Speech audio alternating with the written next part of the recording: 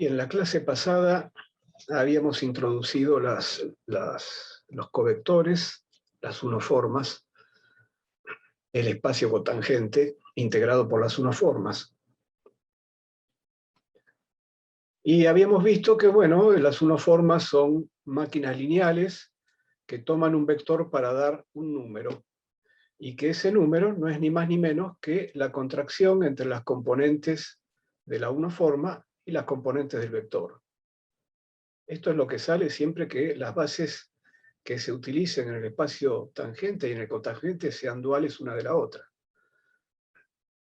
En particular, si usamos un elemento de la base en el lugar de la unoforma ómega, un elemento cualquiera, al aplicárselo al vector, resulta la componente aésima del vector, y al revés, si en el lugar del vector ponemos un elemento de la base del espacio tangente, al aplicar la unoforma ómega a ese elemento de la base, sale la aésima componente de la unoforma ómega. Y habíamos dicho en algún momento que para ciertos usos íbamos a preferir esta notación, porque esta notación nos permite ver esta operación de dos maneras diferentes. Por un lado, de la forma en que lo hemos visto hasta acá. Hemos dicho, bueno, ómega es una máquina lineal que espera un vector para dar un número. Ómega es una aplicación, entonces, que va del espacio tangente en un punto P a los reales. Ómega de B es un real. Pero también podríamos ver esta misma operación pensando que B es una máquina lineal que espera una unoforma para dar un número. Esto sería ver a los vectores desde otra perspectiva. Hasta aquí los vectores eran operadores de derivación sobre funciones, esto es, derivadas direccionales a lo largo de curvas, pero podemos pensar también que esta operación nos dice, a su vez, que podemos ver a los vectores como máquinas lineales sobre el espacio de unoformas, esto es, sobre el espacio cotangente. De tal manera que un vector espera por una unoforma para dar un número real. Entonces, esta operación también podría ser vista como B aplicado a una unoforma ómega, y el resultado es un número real que se calcula de esta manera. Bueno, pensándolo así, esto nos abre la posibilidad de definir máquinas lineales más generales, que son las que vamos a llamar tensores. Esas máquinas lineales más generales tendrán que tener entradas, como decíamos en la clase pasada, ranuras, para varios vectores y unoformas. Cuando esas ranuras se completan, es decir, se completan todas las entradas de la máquina lineal, resulta un número. Entonces, vamos a llamar un tensor de tipo RS aquel que tenga R entradas o ranuras para unoformas y S ranuras para vectores. Esto es, un tensor es una aplicación lineal, una máquina lineal, como venimos diciendo, que actúa sobre los elementos de un espacio que es el producto cartesiano de R factores provenientes del espacio cotangente y S factores que son iguales cada uno de ellos al espacio tangente. Entonces, la máquina lineal toma R unoformas y S vectores y entrega como resultado un número. En este sentido, entonces, las unoformas son tensores de tipo 0,1. Tienen una entrada para vector. Ese acá es el número de entradas para vectores. Las unoformas tienen solamente una entrada para vector, entonces son tensores de tipo 0,1. Los vectores solo tienen una entrada para unoforma. Esperan una unoforma y dan un número. Son entonces tensores de tipo 1,0. Que estas máquinas sean lineales quiere decir que cuando una ranura cualquiera, ya sea para vectores o para unoformas, en este caso está hecho para una entrada de vector, si en esa entrada colocamos una combinación lineal de vectores, como la que está acá, alfa por b más beta por u, donde b y u son vectores, son elementos del espacio tangente, alfa y beta son números reales. Bueno, el hecho de ser lineal significa que el resultado de actuar de esta manera es lo mismo que alfa por el resultado de la máquina lineal actuando sobre b, más beta por el resultado de la máquina lineal actuando sobre u. Y así para cualquier ranura de vectores y para cualquier ranura de unoformas. En esto consiste la linealidad. Pero como sabemos, lo que nos interesa también es que estas máquinas lineales formen espacios vectoriales. Esto es, nos interesa definir una operación de combinación lineal de tensores. Así como hemos hecho con la operación de combinación lineal de vectores, de combinación lineal de unoformas. Entonces, apelamos a la misma definición que ya veníamos usando. ¿Cómo vamos a definir la combinación lineal de dos tensores T1 y T2? Entonces, bueno, si yo combino linealmente T1 y T2, hago la combinación alfa por T1 más beta por T2, y completo todas las entradas, las R entradas para unoforma, las S entradas para vectores, eso me va a dar un número. ¿Qué número va a dar? Bueno, la definición de la combinación lineal de tensores dice que el número que va a dar es igual a alfa por el número que daría T1 cuando se completan todas sus entradas con las mismas unoformas y vectores, más beta por lo que daría T2 cuando completamos sus entradas con las mismas unoformas y vectores. Entonces, de esta manera, el espacio de tensores de tipo RS es un espacio vectorial, como lo es el espacio de vectores, el espacio de unoformas. Estamos generalizando esa misma idea. Bueno, una operación que se puede hacer entre tensores, una de algunas que vamos a ver ahora, es el producto tensorial. Por ejemplo, el producto tensorial de un vector y una unoforma. ¿Cómo se construye? Se lo indica con este símbolo, ¿no? Entonces tomo un vector y hago el producto tensorial con la unoforma. Ahora este objeto, para dar un número, está esperando una unoforma, porque el vector está esperando una unoforma, y está esperando también un vector, porque la unoforma omega está esperando un vector para dar un número. Entonces, el objeto que estoy construyendo,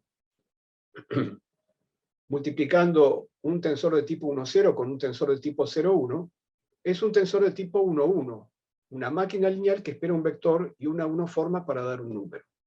¿Cómo se define entonces esa máquina lineal, producto tensorial de B con omega? Bueno, cuando completo las entradas, la unoforma va con B para dar un número, el vector va con omega para dar otro número, y el producto de esos números es el resultado que da la máquina lineal. El resultado es entonces, bueno, si queremos cambiar de notación, podemos escribir el primer factor así y el segundo factor así, y ya sabemos cuánto valen los resultados de estas dos operaciones. Es la contracción de componentes del vector B con la unoforma eta y de la unoforma omega con el vector U. Esa contracción que se expresa en igualar los índices y sumar. El índice de B con el índice de eta, el índice de omega con el índice de U. Bueno, en particular,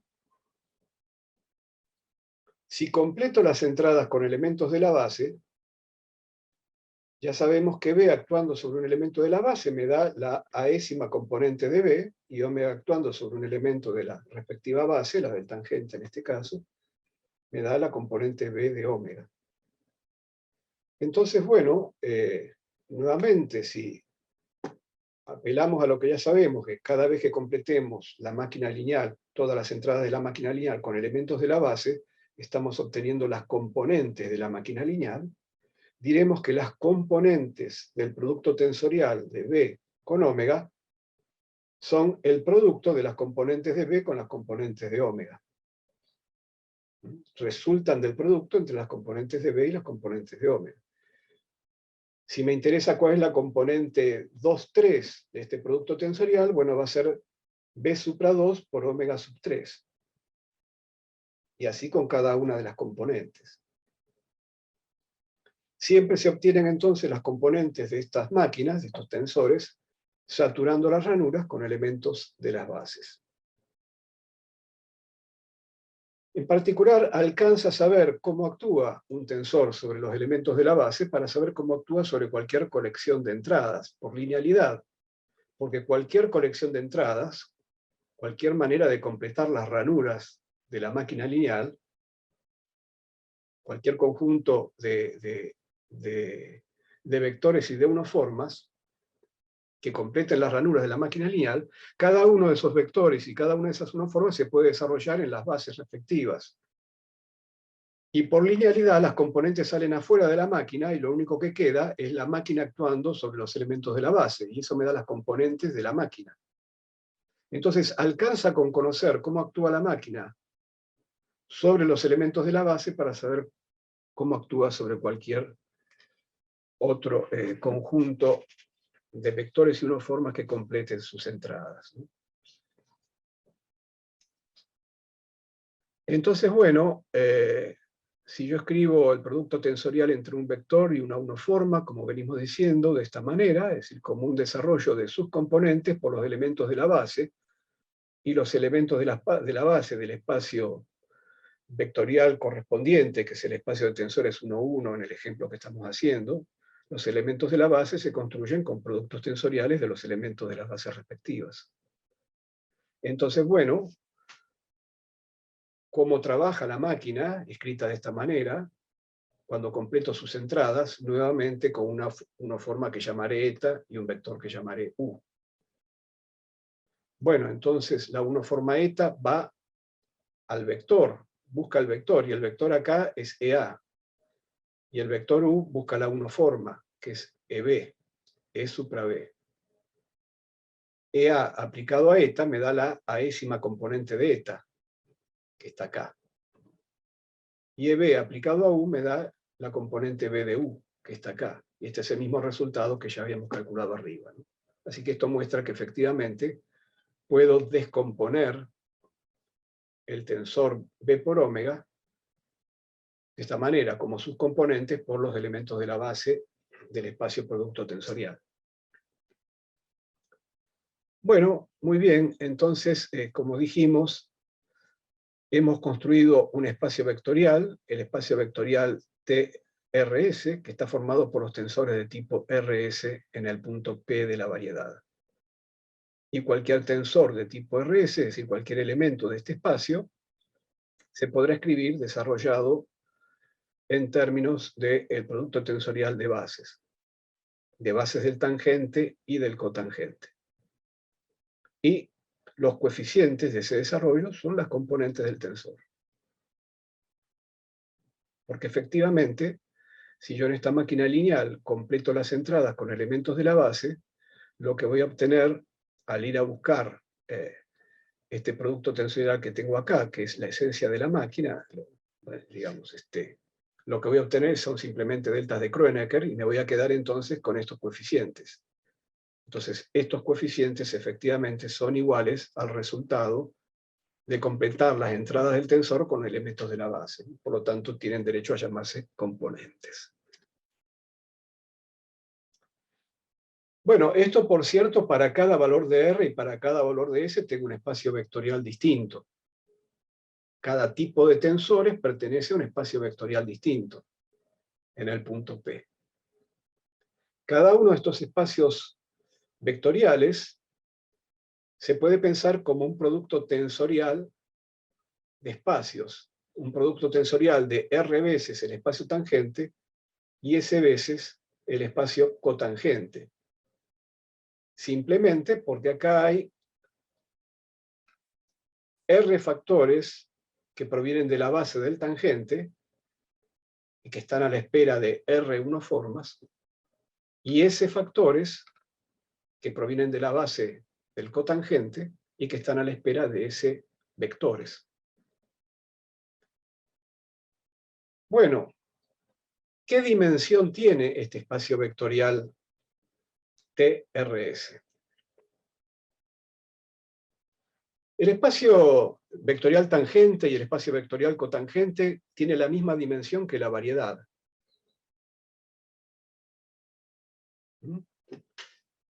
Simplemente porque los vectores tienen n componentes y los covectores tienen también n componentes. Entonces, en cada punto P habrá que dar n números para caracterizar un vector, sus n componentes, en una dada base, por cierto, y eso significa que ese espacio tiene dimensión n. Ahora, bueno, ¿qué dimensión tiene el espacio de tensores de tipo RS? Tengo aquí R índices por el lado de arriba, lo que llamaríamos, usando el lenguaje antiguo, pero que cabe usarlo, para distinguir los índices que están arriba de los índices que están abajo. Tengo R índices contravariantes y N índices y S índices covariantes.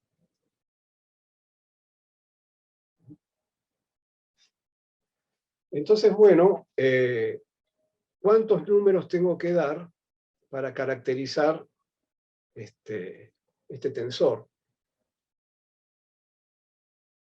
Cada uno de estos índices, así como el índice del vector, el vector cuyas componentes era BA, ese índice A podía tomar n valores, y por lo tanto tenía que especificar cuánto valía cada uno de esos valores, y cuánto valía B1, cuánto valía B2, cuánto valía B sub n, o B supra n.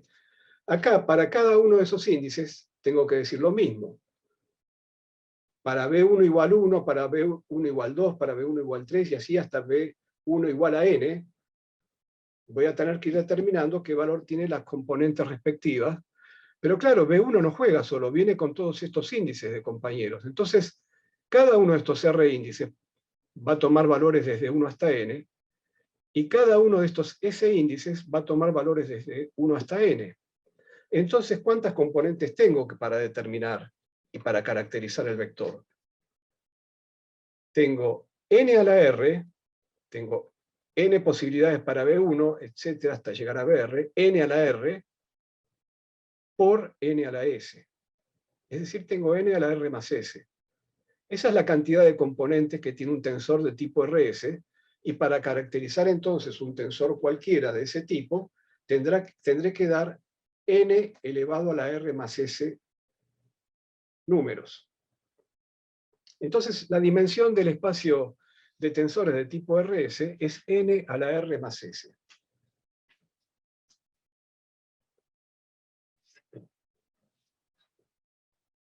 puedo Bueno, hacer vamos. una pregunta? Sí, adelante, claro.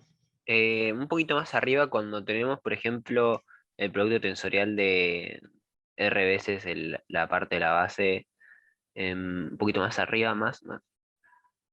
Ahí, por ejemplo, que tenemos, sí, el EB1 tensoriado con hasta EBR, ¿no? Es la base para el espacio vectorial tangente. Em, ¿Eso quiere decir que son R bases distintas o que son R etiquetas distintas para los elementos de la base? Sí, estoy numerando las etiquetas. Estoy numerando las etiquetas para que sepamos que ahí hay R. Yo podría haber puesto A a la primera, B a la última, y con una llave indicar R para que sepamos que acá hay R factores. Que son R factores. Esos R factores pueden ser E1 por E1 por E1 por E1 R veces, o puede ser E1 por E2 por E2 por E2 por E2 hasta llegar a R factores, o E1 por E2 por E3, etc. O E3 por E2 por E1, es decir, todas las posibles combinaciones de R factores, tomados todos ellos de elementos de la base, del tangente en este caso. Eva, Entonces, gracias. este R que está acá abajo es solamente para que sepamos contar cuántos factores hay acá. Eva, gracias. Bueno. Entonces vamos ahora a la transformación de componentes ante cambio de base. ¿Cómo cambian las componentes de un tensor si cambiamos la base? Entonces ya hicimos esto la clase pasada, solamente hay que escribir ahora estas bases viejas en términos de las bases nuevas.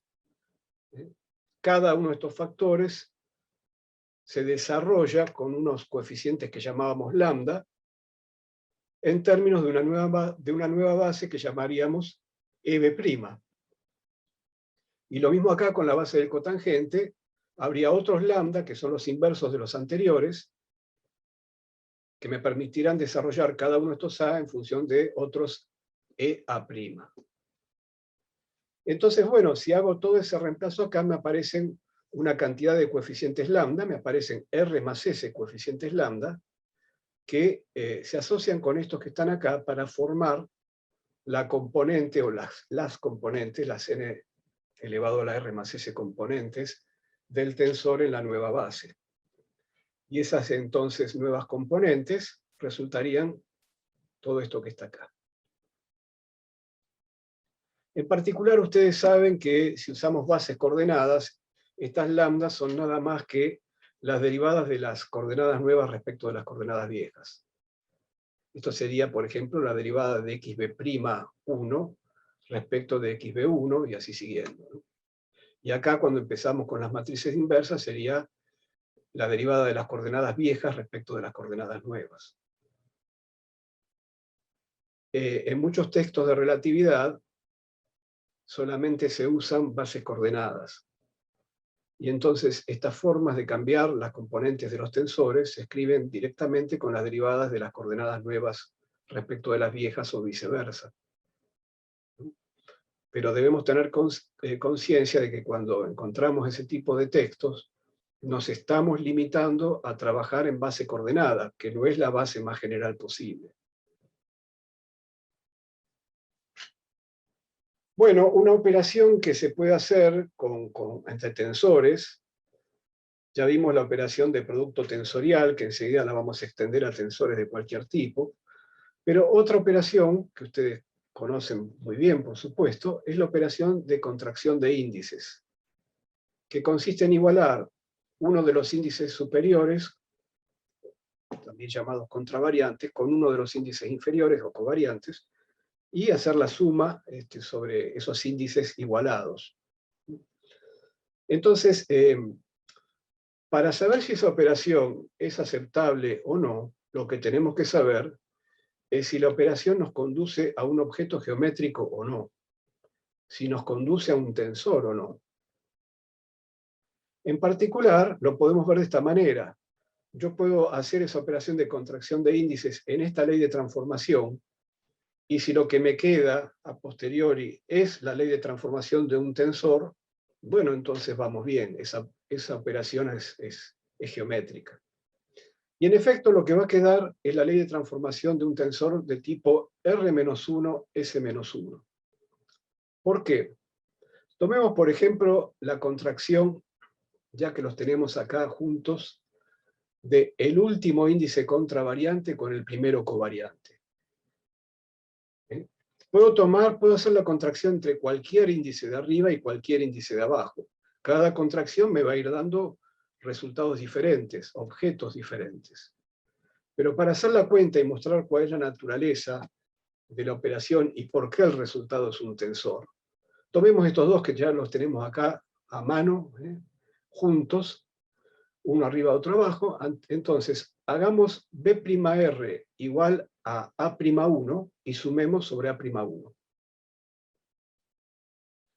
¿Qué va a suceder? Que al hacer B'R igual a A'1, acá tengo esta combinación de lambda y su inversa sumada sobre índice, es decir, esto me va a dar la delta de Kronecker a 1Br. Esto que está acá.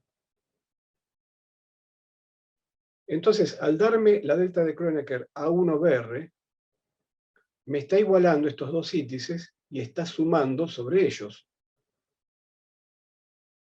Quiere decir entonces que hecha esa operación, lo que obtengo es, y como este índice es mudo, no importa si se llama A1 o si se llama A, entonces acá lo tengo escrito como A'.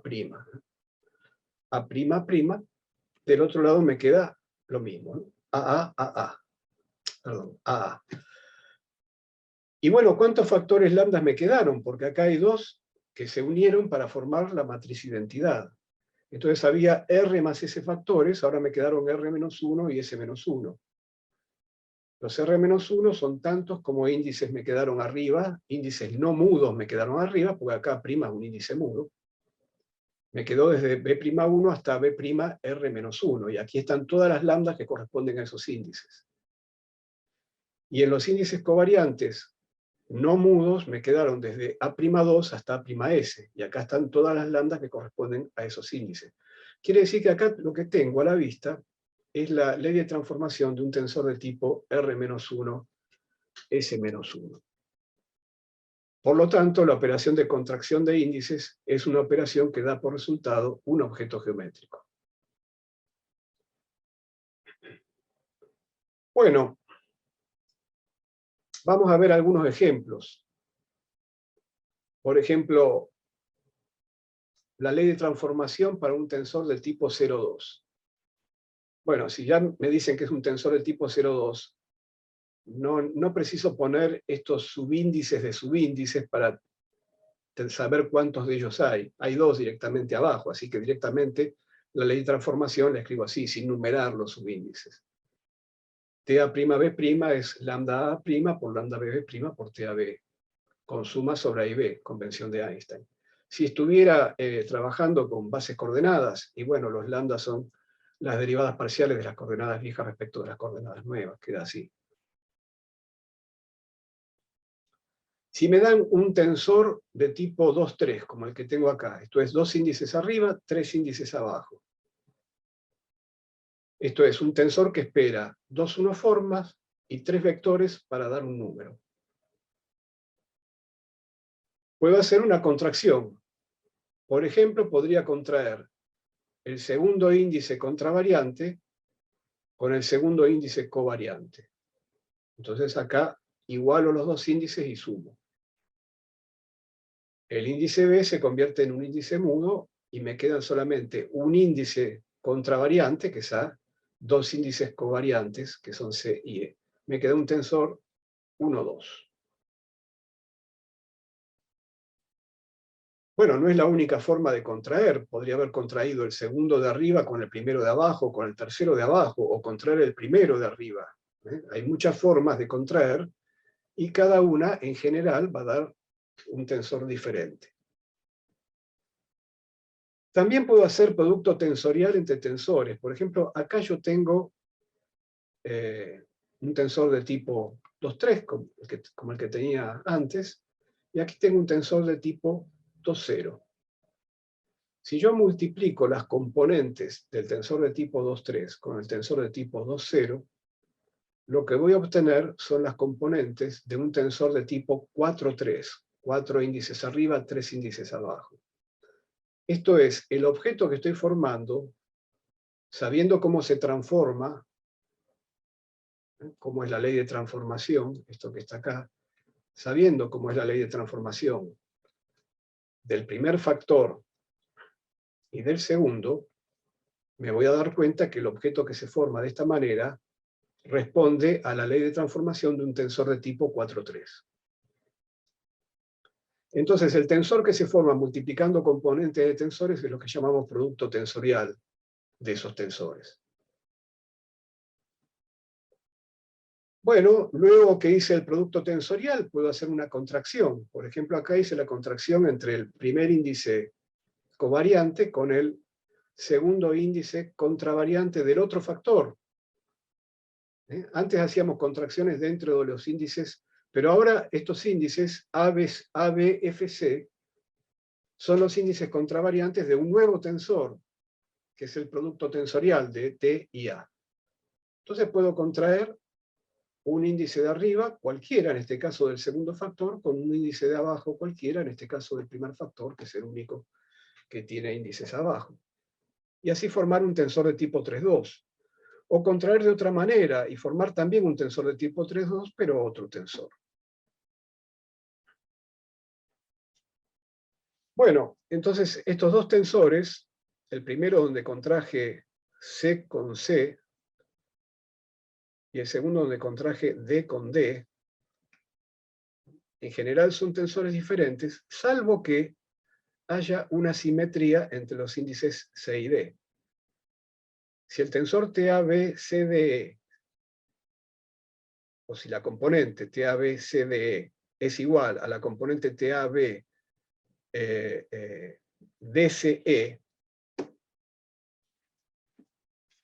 para toda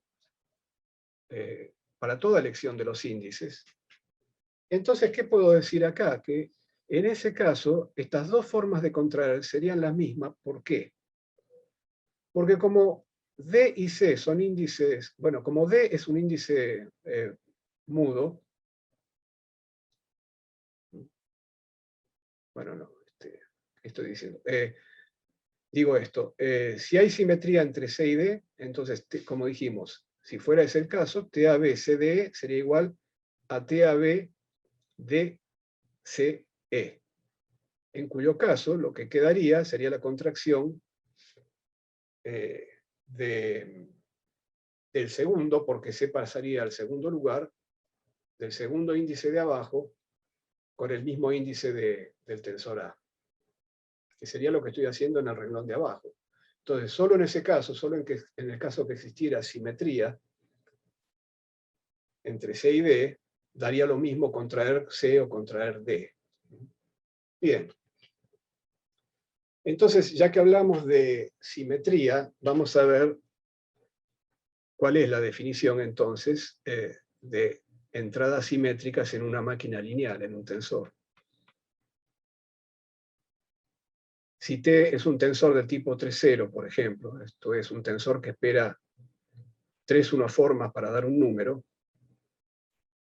diremos, por ejemplo, que las entradas segunda y tercera son simétricas si cuando completo las entradas con las unoformas epsilon, omega, eta, el resultado es lo mismo que completar con epsilon, eta, omega.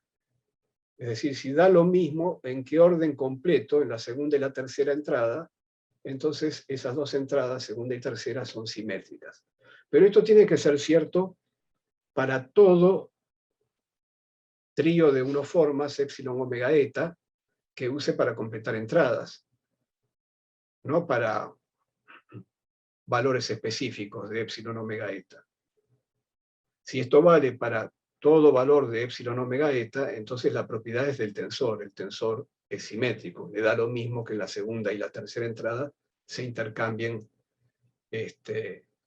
las unoformas que completaron esas ranuras. Entonces, esta sería la definición de simetría de un par de ranuras definidas tomando en cuenta el carácter geométrico de la máquina lineal. ¿Qué consecuencias tiene eso para sus componentes? Bueno, ya dijimos que el número que resulta, cuando completamos todas las entradas, resulta de contraer las componentes del tensor con las componentes de los objetos que fueron a parar a las entradas.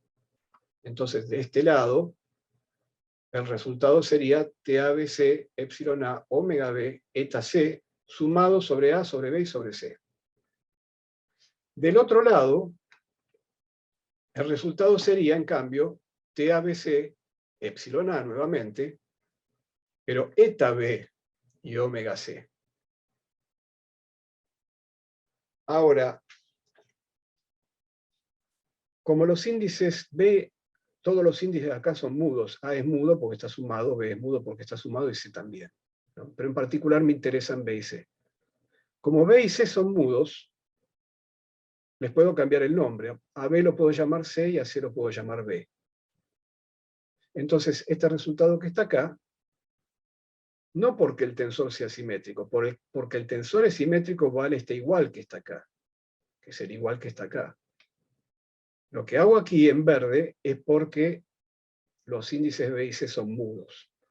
Entonces, a B lo llamo C, tanto acá como acá, y a C lo llamo B, aquí y aquí. Entonces ahora, a la derecha me quedó epsilon A, omega B, eta C, igual que a la izquierda, epsilon A, omega B, eta C.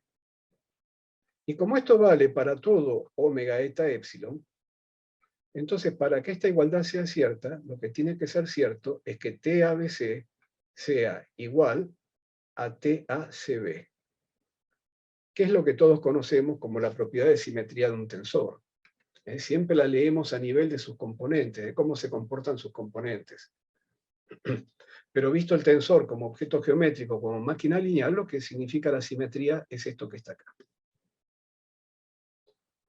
Así como tenemos un par de entradas simétricas, siempre que hablamos de un par de entradas simétricas, tiene que ser un par de entradas del mismo tipo. No podemos comparar peras con manzanas. Dos entradas de una forma son simétricas si ocurre lo que está acá. Como dos entradas para vectores serían simétricas si ocurriera algo similar. Así como hablamos de entradas simétricas, podemos hablar de entradas antisimétricas. Y ahora lo voy a hacer con entradas para vectores. Aquí en este ejemplo tomé un tensor de tipo 1, 2. Un tensor que espera una 1 forma y dos vectores para dar un número. Y entonces la antisimetría de las dos entradas para vectores se revelaría en que ese número cambia de signo cuando intercambio los vectores, cualesquiera sean epsilon, b y u. Que siempre ocurre esto. Y nuevamente, escribiendo todo esto en componentes y usando de vuelta el truco de que los índices b y c son mudos, entonces terminamos diciendo esto que está acá. Que el intercambio de estos dos índices del mismo tipo, porque corresponden a entradas del mismo tipo, ocasiona un cambio de signo de las componentes del tensor. Bueno, a partir de un tensor cualquiera, siempre es posible definir nuevos tensores, simetrizando o antisimetrizando grupos de índices del mismo tipo. Son operaciones estas, las de simetrizar y antisimetrizar, que se indican la primera con paréntesis y la segunda con corchetes. Por ejemplo, tomo dos índices del mismo tipo, en este caso dos índices covariantes, no tienen por qué estar juntos. Acá tomé dos juntos solamente para mostrar el ejemplo. Entonces voy a definir un nuevo tensor cuyas componentes van a surgir de la simetrización de A con B. Y ese nuevo tensor se define como un medio de T, bla, bla, bla, bla, todos los índices iguales, inclusive AB, más T con todos los índices iguales, es decir, repito los índices de las componentes, pero intercambio A con B. Si yo quiero antisimetrizar un par de índices, entonces al hacer eso voy a estar definiendo un nuevo tensor cuyas componentes quedarán definidas de esta manera, es decir, de la misma manera que arriba, pero con un signo menos. Es decir, el término que entra con los índices permutados va cambiado de signo. Bueno, les dejo para ustedes como ejercicio que lo que estamos definiendo acá realmente tiene la calidad de tensor, en el sentido de que si estas son las componentes de un nuevo objeto, demuestren entonces que estas componentes se transforman efectivamente como las componentes de un tensor.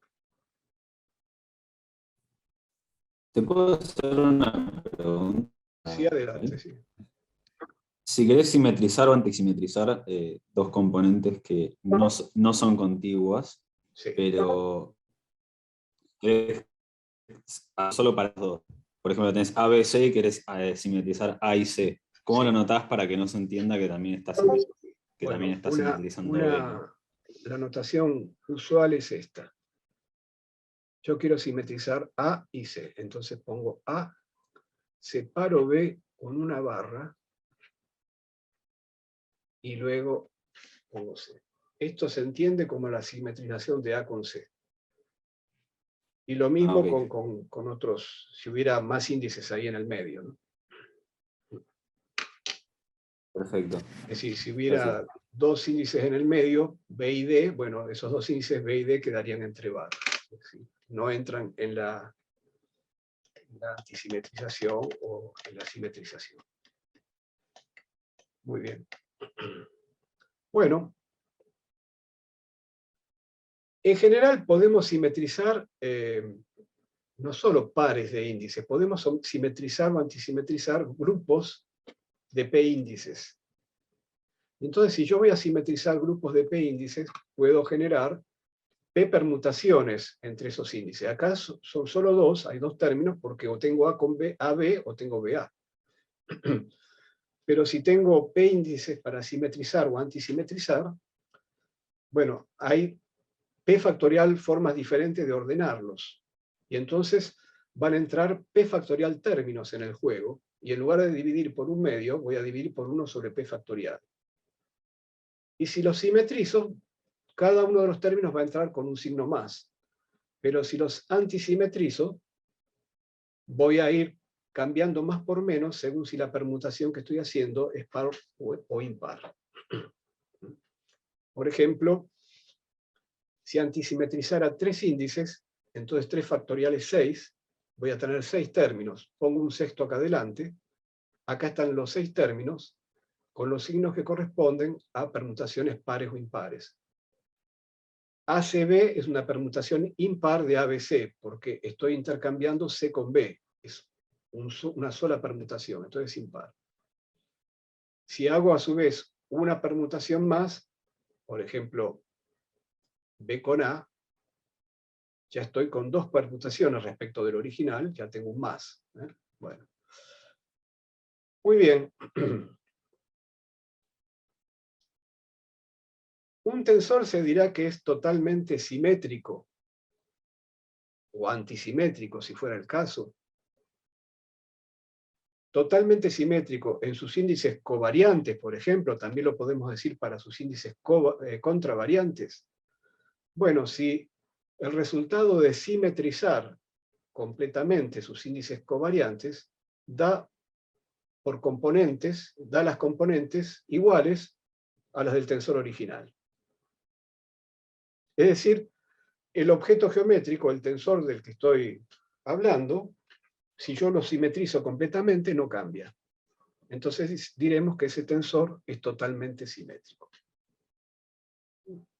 Todas estas son cosas que ustedes saben, solamente como acá estamos enfatizando la notación geométrica, estamos repitiendo un poco cosas conocidas, bueno, para derivarlas en parte de la notación geométrica. En fin. Y finalmente, les dejo un par de ejercicios. Mostrar que para un tensor cualquiera, sus componentes siempre se pueden escribir de esta manera. Si yo tomo un par de índices cualquiera, AB, siempre puedo reproducir las componentes de ese mismo tensor, escribiéndolas como un medio de TAB simetrizado más TAB antisimetrizado. Esto es un ejercicio trivial.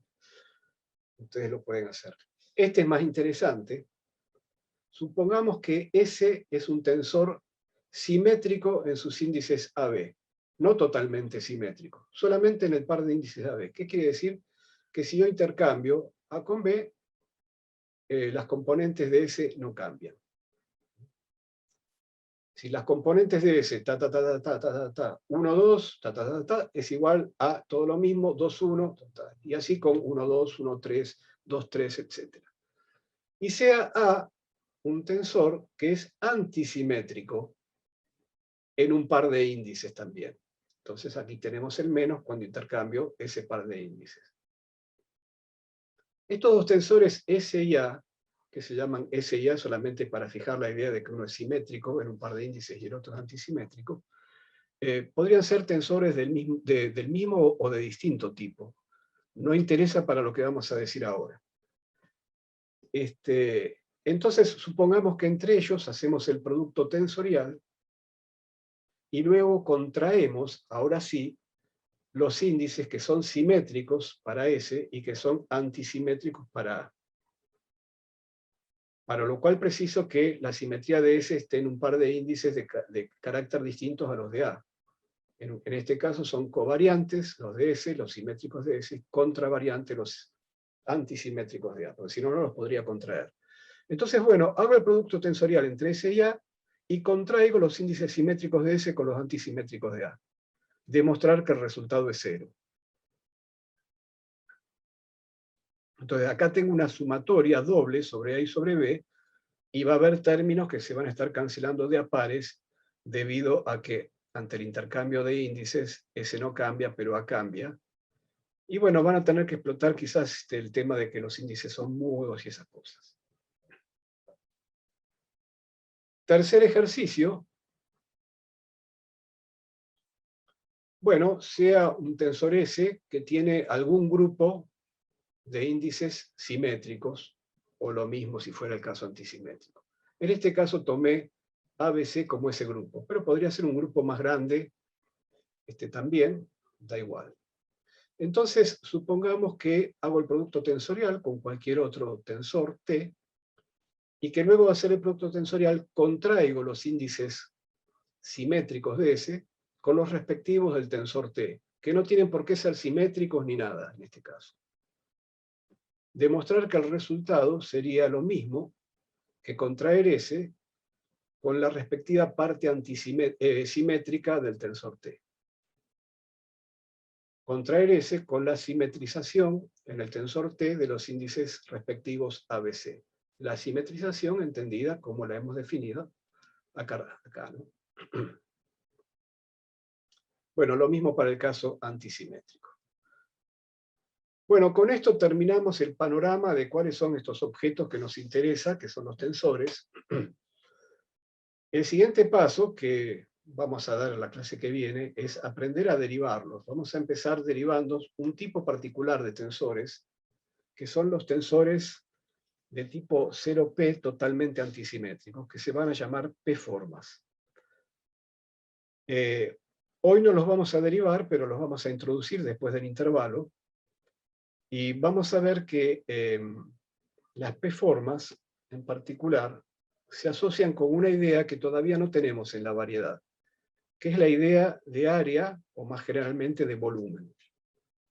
Vamos a ver de qué manera entonces, si bien todavía no sabemos medir, no sabemos cuál es la longitud de un vector, por ejemplo, de alguna manera, algunas propiedades de las áreas y los volúmenes van a estar contenidas en estos objetos que llamamos las P-formas, los tensores de tipo 0P totalmente antisimétricos. Seguimos 4 y 5.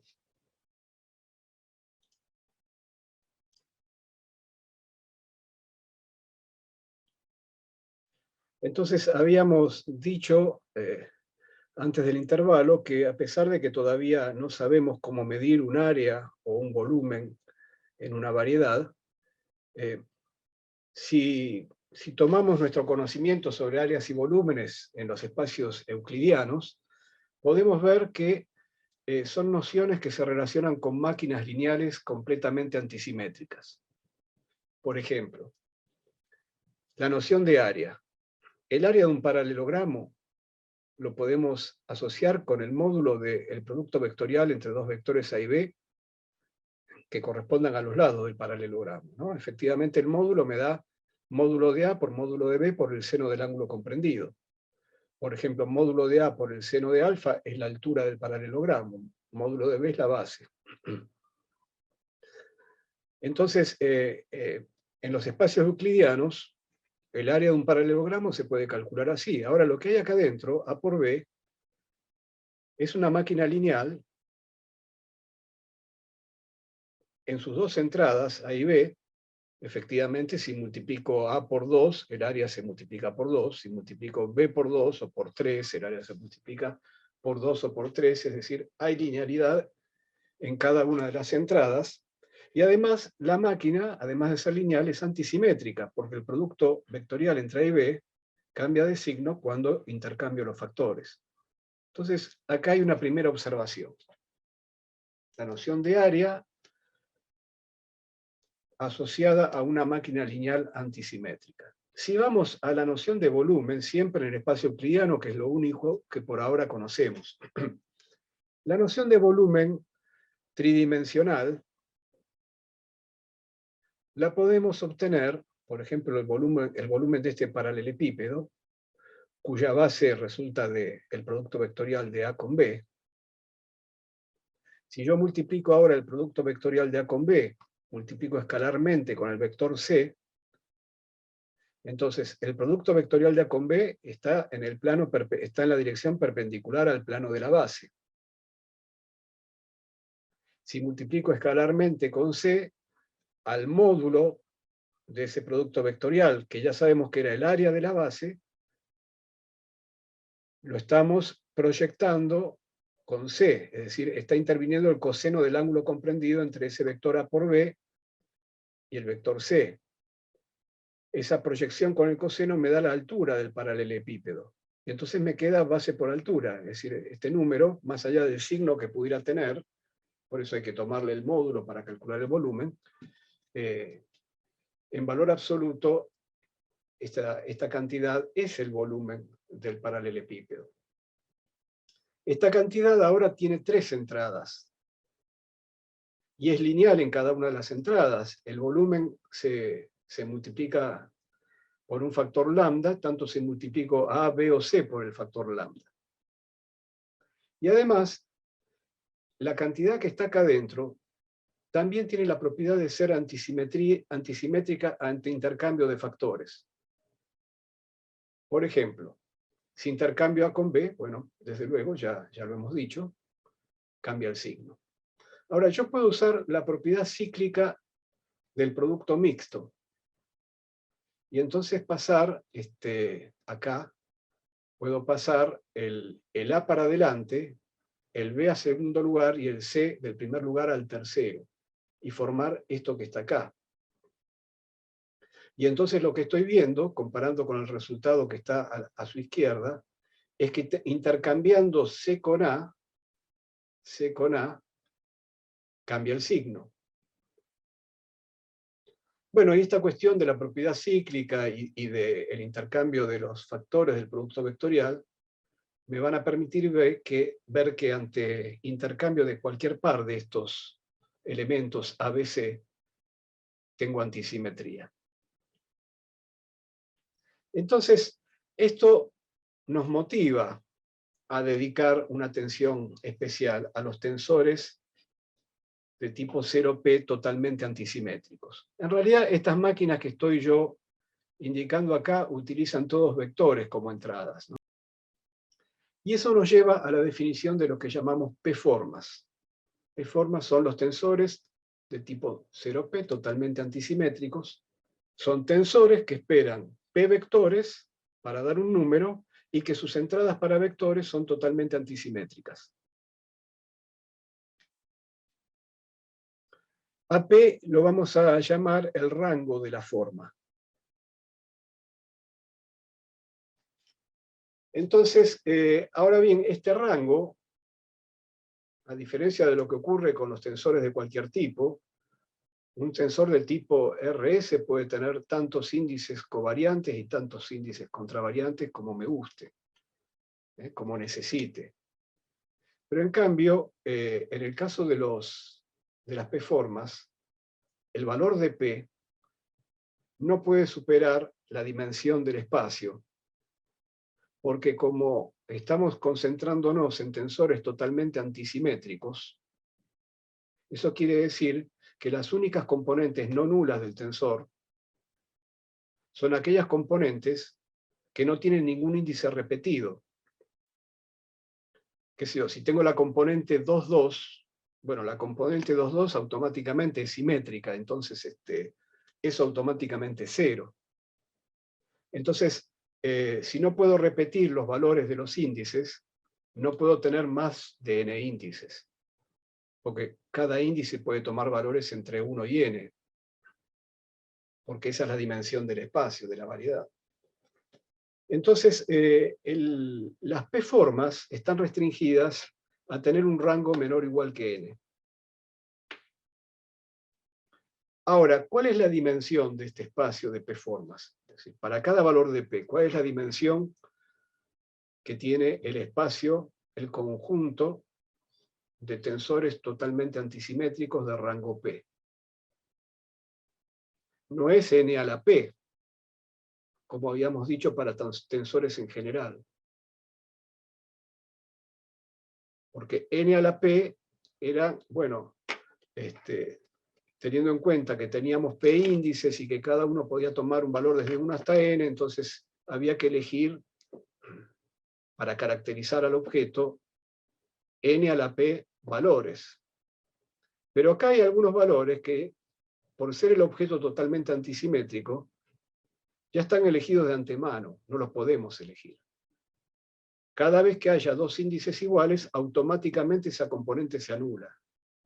No forma parte de la dimensión del espacio, porque no la tenemos que elegir, ahí no tenemos ningún grado de libertad. Y si estoy considerando la componente 1, 2, por ejemplo, y luego me intereso por la componente 2, 1, bueno, la componente 2, 1 no la puedo elegir independientemente de la 1, 2. La componente 2, 1 tendrá que ser menos la componente 1, 2. Hablando de índices ubicados en los mismos lugares, solamente intercambiando sus valores. Entonces, eso quiere decir que una vez que yo elija P índices distintos, entre las n posibilidades, bueno, entonces ya está, no queda otra cosa para elegir. Simplemente que los puedo ordenar de una manera o de otra, puedo decir 1, 2 o puedo decir 2, 1, pero omega 1, 2, por ejemplo, va a tener que ser igual a menos omega 2, 1. Entonces, la dimensión que tiene el espacio de P-formas es igual al número de maneras que tengo de elegir P índices diferentes en un conjunto, de dar P valores diferentes a los índices es decir, de elegir P valores diferentes para caracterizar cada uno de los P índices del objeto totalmente antisimétrico. Y como cada uno de esos índices, de esos valores, pueden variar de 1 hasta n, esto es como sacar P bolitas de una bolsa donde hay n bolitas diferentes, las bolitas que van desde 1 hasta n. Por ejemplo, si yo quiero hablar de una 2 forma en un espacio de dimensión 3, bueno, omega 1,1 vale 0 automáticamente, eso no, ahí no tengo nada para elegir. Omega 2,2 vale 0, omega 3,3 vale 0, eso ya lo descarto. Omega 1,2 sí, tengo que decir cuánto vale un omega 1,2. Entonces, si saco la bolita 1 y saco la bolita 2, bueno, tengo que hay un grado de libertad. ¿Cuánto vale omega 1,2? Bueno, vale tanto. Ah, pero si ya sé que vale tanto omega 1,2, entonces omega 2,1 vale menos omega 1,2. Ya no necesito elegir omega 2,1. Omega 1,3, saqué la bolita 1, la bolita 3. ¿Cuánto vale? Bueno, vale tanto. Entonces, ¿de cuántas maneras puedo sacar P bolitas de una bolsa que tiene N bolitas diferentes? Esas son las componentes independientes que tiene la P-forma. Y eso es el combinatorio NP.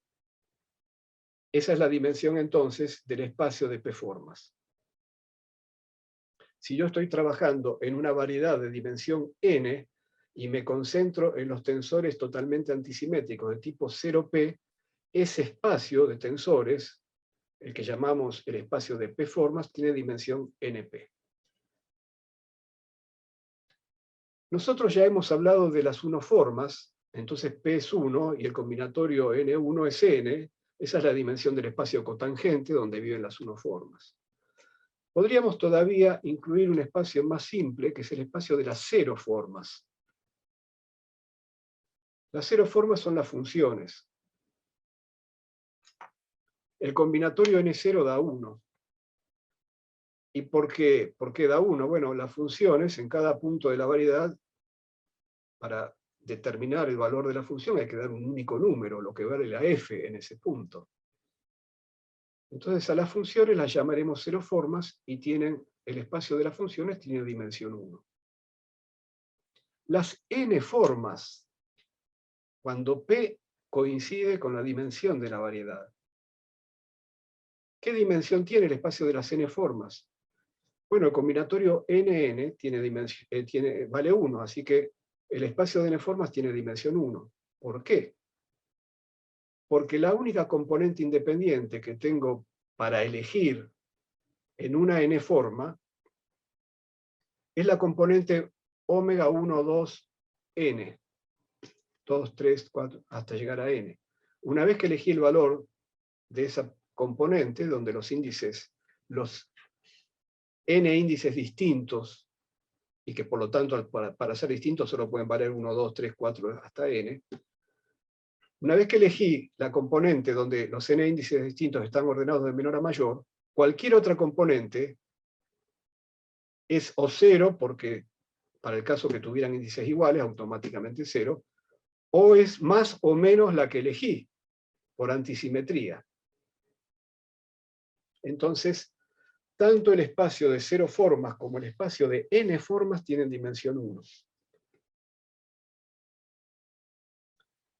Entonces, bueno, comencemos con las dos formas, que sería el primer caso no trivial. Las dos formas son tensores de tipo 0,2, por lo tanto, se pueden desarrollar como desarrollamos los tensores de tipo 0,2. Pero ya sabemos que no va a entrar ni el término, estoy tomando una dos forma en una variedad de dimensión 2. Es decir, es el caso no trivial más simple de todos. N es igual a 2, bueno, y ahí tomo dos formas. Si tomara una forma ya sabemos de qué se trata, ya las hemos estudiado. Y las dos formas, bueno, es un espacio también bastante simple porque, como hemos dicho, en dimensión 2 las dos formas tienen dimensión igual a 1. Entonces, por tratarse de tensores de tipo 0,2, se escriben así. Pero ya omitimos dos términos, el término 1,1 y el término 2,2. Y además, por tratarse de tensores totalmente antisimétricos, omega 2,1 tiene que ser igual a menos omega 1,2. Y entonces aquí sale el omega 1,2 de factor común, que es el único grado de libertad que tiene una dos forma en una variedad de dimensión 2, como hemos dicho. A esta cantidad que está acá la vamos a abreviar con la siguiente notación. Vamos a definir el producto wedge-cuña entre dos unoformas, los elementos de la base son unoformas. El producto wedge entre dos unoformas se define de esta manera, sin ningún un medio ni nada, es decir, tal como apareció acá, a esto lo vamos a llamar en este caso el producto wedge entre E1 y E2. El producto wedge, como ven, es antisimétrico, si intercambio epsilon con eta, cambia el signo. Entonces el producto wedge entre unoformas es antisimétrico. Pueden ver que es asociativo fácilmente, es decir, no tenemos que, si multiplicamos una vez más con producto wedge con una tercera unoforma, para hacer alfa, beta, gamma, alfa, beta y gamma son unoformas, bueno, esto sería sin ningún factor delante, sin ningún 1 sobre 3 factorial, sería simplemente hacer los productos tensoriales, el producto tensorial totalmente antisimetrizado de estas tres unoformas. Totalmente antisimetrizado, ¿no? Entonces va a haber 3 factorial términos, porque son 3 unoformas, y bueno, con los signos que correspondan. Entonces, a partir de este ejemplo, podemos entender que en general una P-forma en una variedad de dimensión n se va a escribir, se puede desarrollar de esta manera, con un producto wedge totalmente antisimetrizado de los elementos de la base del cotangente, multiplicado por unas cantidades, por unas cantidades que tienen P índices por tratarse de tensores de tipo 0P, en este caso era solamente la omega 1,2, hay suma, ¿no? Hay suma, en este caso, bueno, como quedó solamente una única posibilidad, 1, 2, pero bueno, en general para tensores tenemos que hacer esta sumatoria, esta sumatoria entre las etiquetas de los elementos de la base y los índices de las componentes. Y estas barritas que están acá vienen a querer decir que los índices, los P índices que están acá abajo, estos subíndices del subíndice, es solamente para contarlos, para saber que son P índices, Estas barritas indican que están ordenados de menor a mayor. Como quedaron acá, de menor a mayor, omega 1, 2, y después lo que viene es el producto wedge de elementos de la base. Todo esto que está acá es el producto wedge de E1 con E2. Si la barrita nos molesta, si nos molesta pensar en que estamos ordenando de menor a mayor, entonces, bueno, podemos sacar la barrita, pero si sacamos la barrita estamos admitiendo cualquier orden.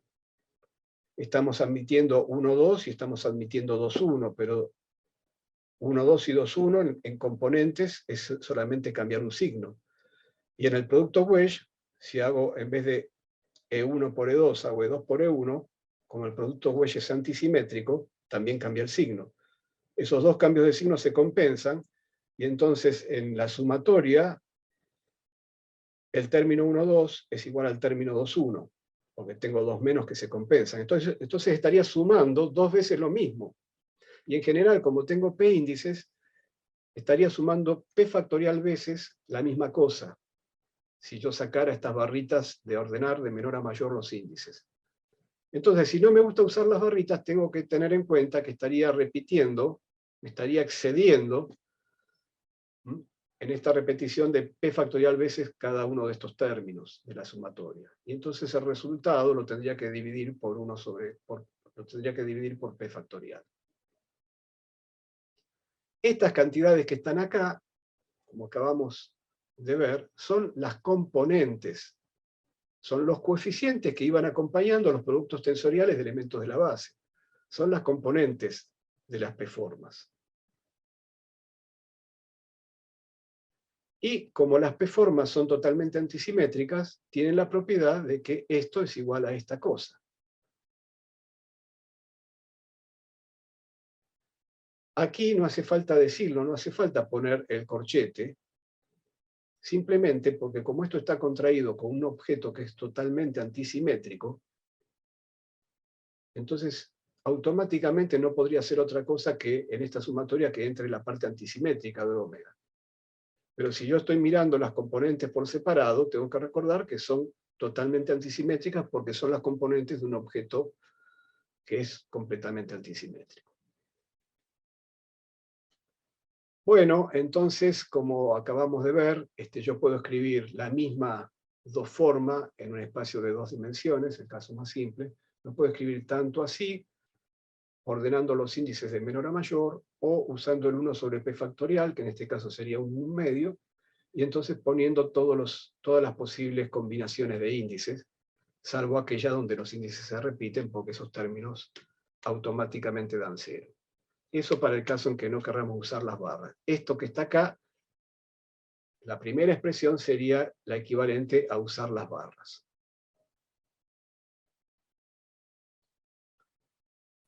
¿Puedo hacer ¿Sí? una pregunta? Sí. Cuando usamos la expresión que tiene, que los subíndices tienen las barras, cuando escribimos el producto wedge, también hay que escribirlos A1 a AP de menor a mayor.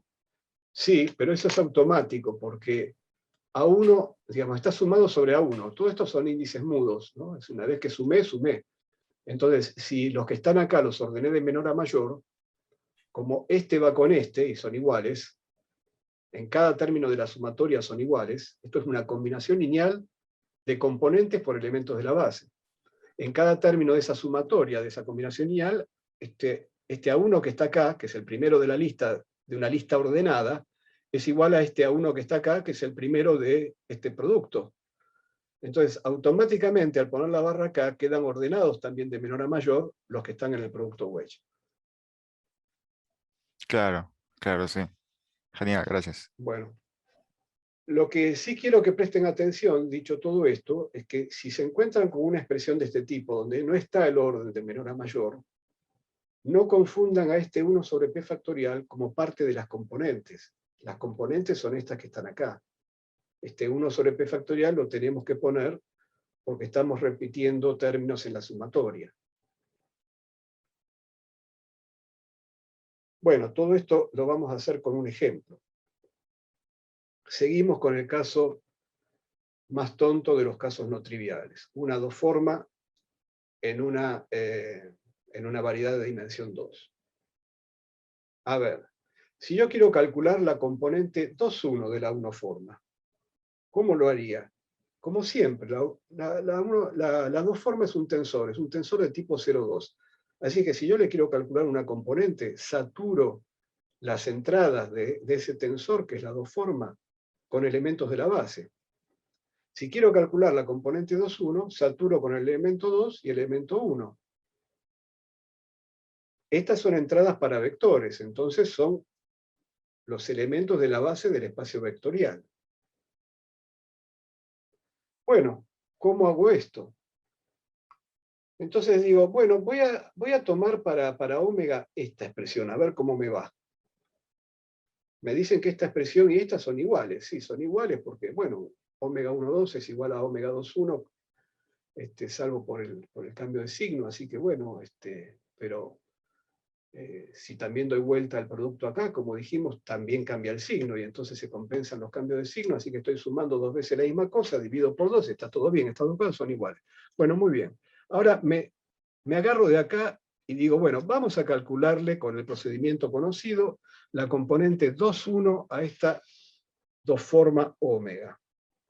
Saturo entonces sus entradas con E2 y con E1. Entonces, bueno, este E2 y este E1 van en busca de los elementos de la base del cotangente. Omega 1,2 no importa, sale fuera de la operación. Este producto wedge, como dijimos, es el producto tensorial antisimetrizado, pero sin ningún medio ni nada adelante. Entonces, ¿cómo se hace esta operación?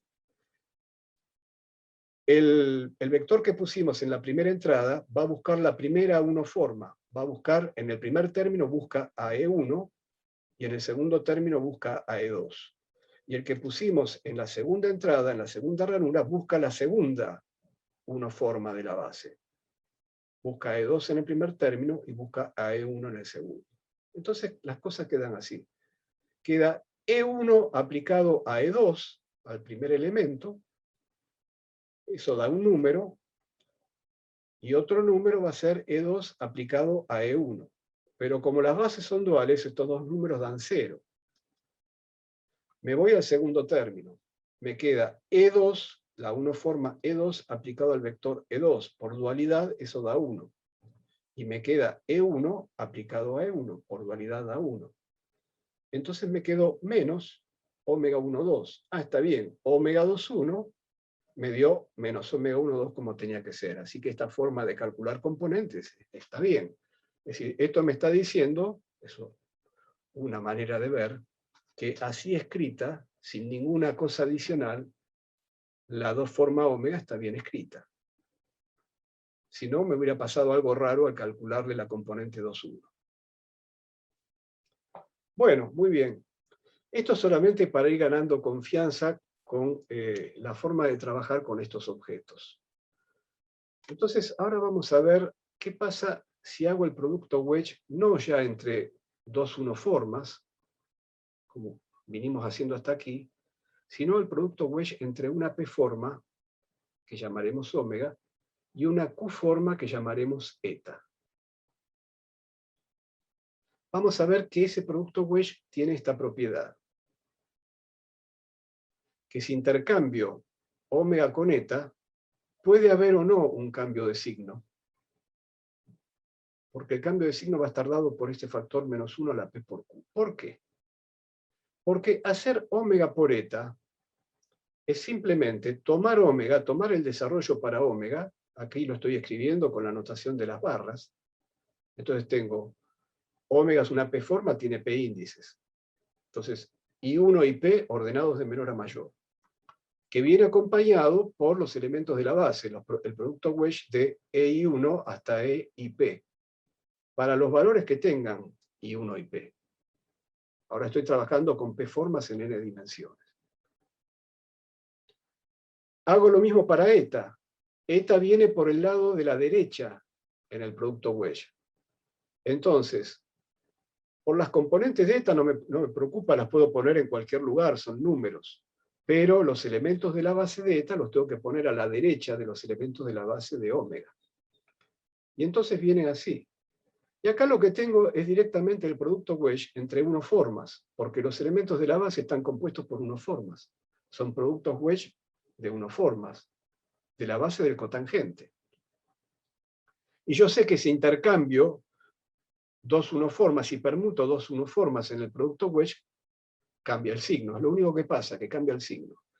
Entonces, si yo quiero comparar omega con eta, con el resultado de hacer al revés, de hacer eta con omega, podría convertir este resultado de omega por eta en eta por omega, llevándome todos los elementos de la base que venían con eta hacia el lado izquierdo. Pero para eso tengo que pasar por encima de los elementos de la base que venían con omega. Entonces veamos, el primer elemento de la base que venía con eta es este que está acá. Para llevármelo hacia la izquierda, tengo que pasar por encima de P elementos de la base que los trajo omega. Es decir, tengo P cambios de signo. Cada vez que paso por encima de uno de estos, cambia un signo. Entonces tengo P cambios de signo. Y eso lo tengo que seguir haciendo hasta llegar al cuésimo elemento que vino con eta. Entonces tengo que los P cambios de signos ocurren Q veces, y por eso tengo un -1 a la P por Q. ¿Esto qué quiere decir entonces? Supongamos que yo tengo el producto entre dos P-formas de rango impar. Dos unoformas, dos treformas, iguales. Entonces, ¿qué pasa? Si yo acá pongo tita por tita, igual a tita por tita por -1 a la P por Q. Si el rango es impar, si P es impar, o Q es impar, es lo mismo, este exponente me va a dar impar, y entonces aquí me queda un menos. Entonces me quedaría que tita por tita es igual a menos tita por tita cuando el rango es impar. Bueno, pero para que tita por tita sea igual a menos tita por tita, entonces el resultado tiene que ser 0. Entonces, toda P-forma de rango impar multiplicada consigo misma da 0. Multiplicada consigo misma, entendiendo que el producto es el producto wedge, ¿no? Que es un producto totalmente antisimetrizado. En cambio, si hiciéramos el producto wedge de una P-forma de rango par consigo mismo, no tiene por qué dar 0, a pesar de que el producto está totalmente antisimetrizado, el producto wedge. Bien.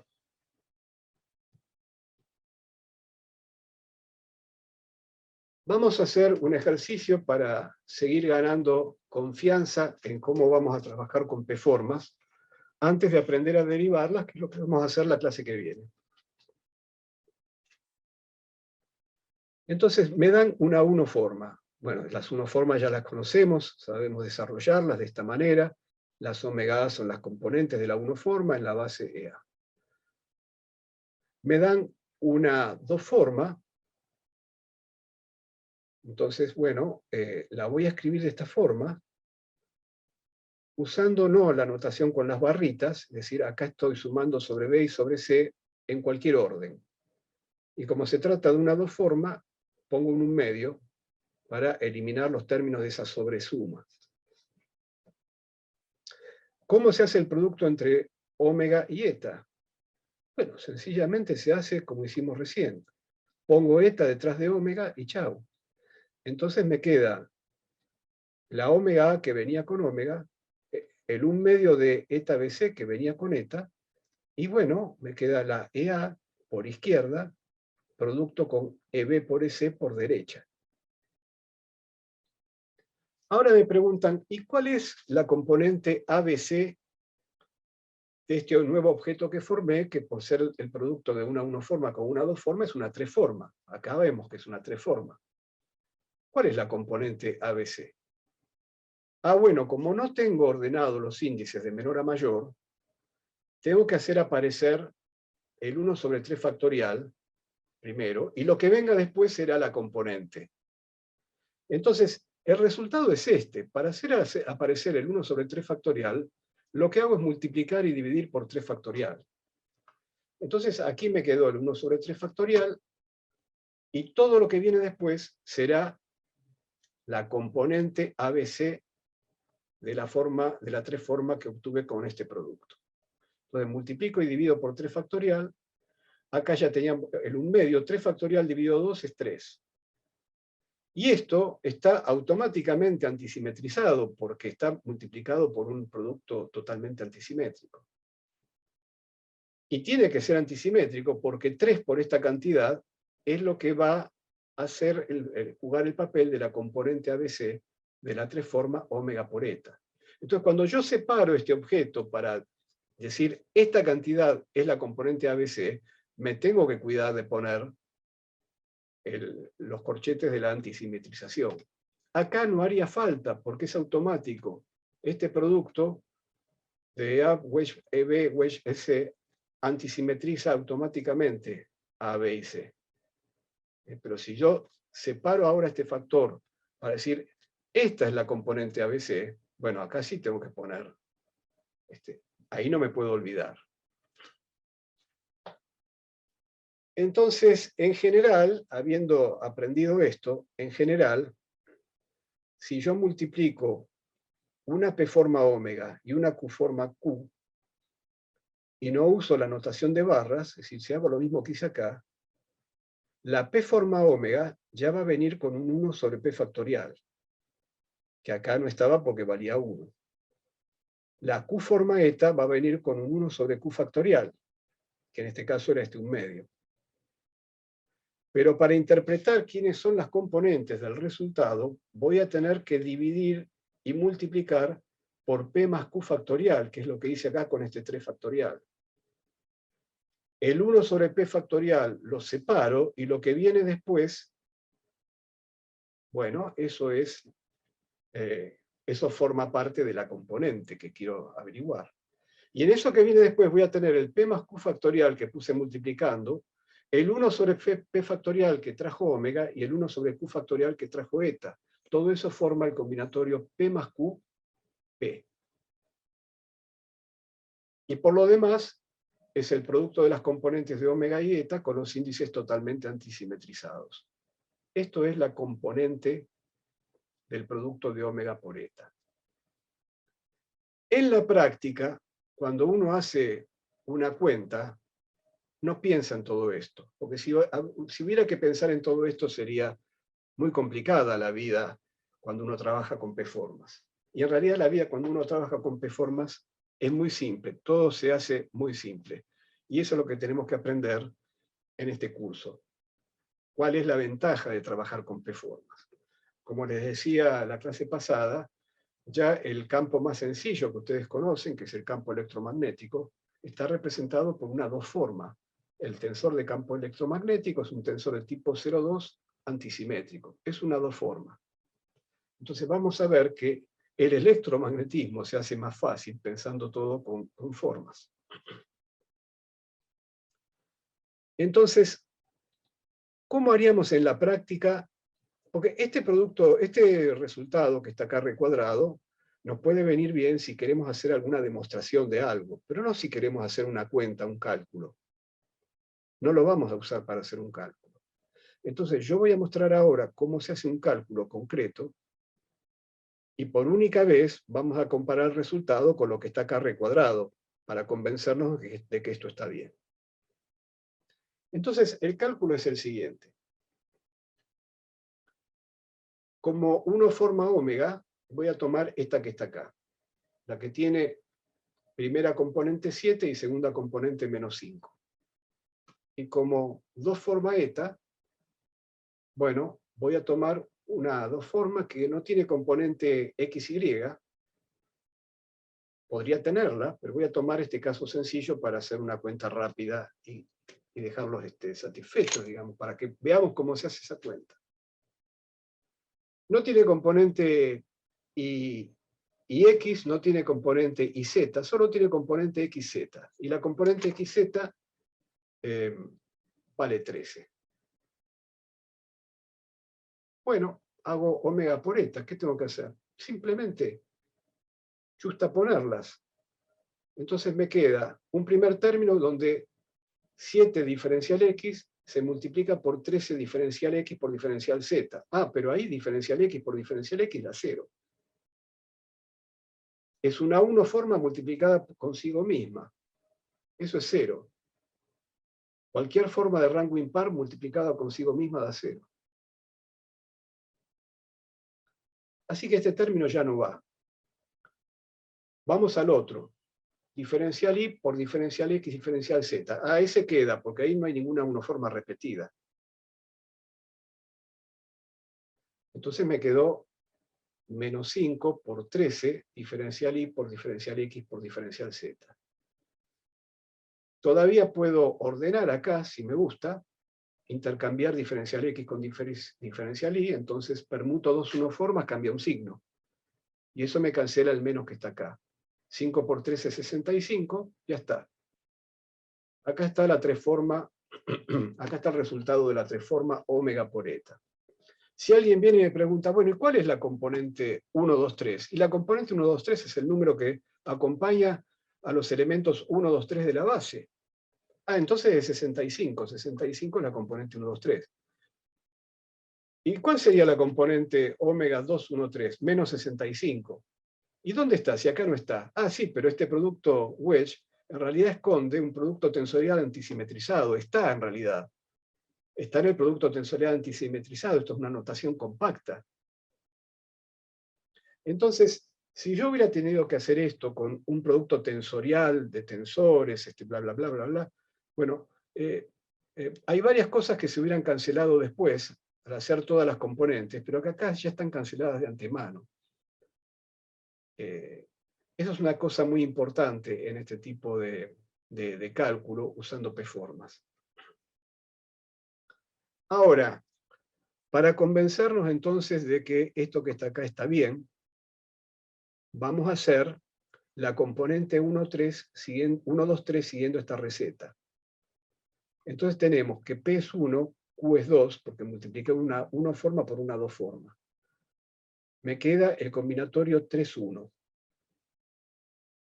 ¿No? Me queda el combinatorio 3, 1, que es 3. Y después me queda omega 1, 2, 3 totalmente antisimetrizado. Omega 1, 2, 3 totalmente antisimetrizado. Para hacer la antisimetrización total, tengo que calcular todos los términos, omega A, eta BC con ABC 1, 2, 3 o sus permutaciones, y dividir por el número de permutaciones, es decir, dividir por 3 factorial. Entonces tengo omega 1, eta 2, 3. Eta 2, 3, me voy acá, no hay componente 2, 3, hay componente 1, 3. Eta 2, 3 vale 0. Menos omega 1, eta 3, 2. Bueno, lo mismo, si no hay componente 2, 3, no hay componente 3, 2. Más omega 2, eta 3, 1. Sigo permutando los índices 1, 2, 3. Bueno, omega 2 hay, vale menos 5. Y omega 3, 1, acá estoy viendo la omega 1, 3, la eta 1, 3, que vale 13. Porque es la que acompaña a los elementos 1, 3 de la base. Entonces, eta 3, 1 vale menos 13. Eta 3, 1 acá vale menos 13. Omega 2, bueno, de vuelta lo mismo, es menos 5, y eta 1, 3 es 13. Termino de hacer la permutación de los índices 1, 2, 3, y me viene entonces un omega 3. Omega 3 no hay. Omega 3 vale 0, así que estos dos últimos términos no están. ¿Qué me queda de todo esto? Estos dos términos son iguales, porque omega 3, 1 es menos omega 1, 3. Como dijimos, eta 1, 3, eta 3, 1 es menos eta 1, 3. Eta 1, 3 vale 13, eta 3, 1 vale menos 13. Estos son dos términos iguales que valen omega 2, eta 1, 3 con un menos. Entonces me queda menos 3 sobre 3 factorial por 2 veces, porque tengo dos términos iguales, omega 2 por eta 1, 3. Bueno, 3 por 2 es igual a 3 factorial, así que esto se cancela, y me quedó menos omega 2 por eta 1, 3, y eso me da 65. Entonces, todo esto no lo vamos a hacer nunca. El resultado fue inmediato, fue una cosa rápida. Así que bueno, esto es lo que tenemos que aprender a hacer. Muy bien, con esto se termina la clase de hoy y será hasta el miércoles.